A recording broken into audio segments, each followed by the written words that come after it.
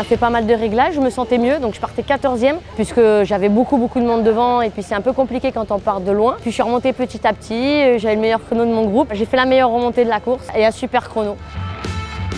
D'aller évidemment jouer devant et d'essayer de faire quelque chose d'exceptionnel. J'en profite pour remercier toutes les personnes qui croient en moi, même dans les moments difficiles, les sponsors qui m'aident, même dans les moments difficiles. C'est pour ça que demain, je vais essayer de faire encore mieux pour donner espoir au plus grand nombre. C'est l'été, ça y est, ça donne envie vraiment de rouler, de faire des longs trajets. Mais pour ça, il faut vraiment bien s'y préparer. Il ne faut rien négliger, encore plus que d'habitude.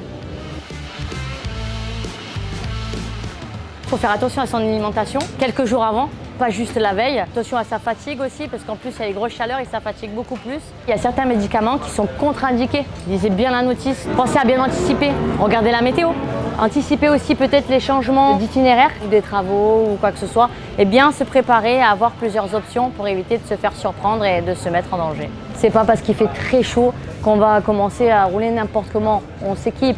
Et comme d'habitude, on n'oublie pas de vérifier sa moto. Les plaquettes, si elles sont bonnes, les disques, l'huile, la pression des pneus. Ça peut être très dangereux.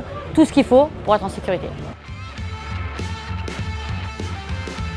On pense à faire des pauses pendant des longs trajets. C'est vraiment important de ne pas rouler crispé parce que si vous êtes crispé, vous allez un peu tout tendre. Donc pensez à tout bien étirer dès que vous arrêtez ou sinon en roulant, faire des petits mouvements qui ne vous mettent pas en danger évidemment. Ou aussi si vous êtes très fatigué, vous pouvez faire des micro-siestes de 10-15 minutes avant de repartir. Et quand vous faites des pauses, pensez à bien manger mais léger, bien vous hydrater. Le café c'est ok mais pas à forte dose. Mais il y a le thé sinon pour remplacer. Et bien après, il y a juste à profiter de vos vacances et on n'oublie jamais la route, ce n'est pas un circuit.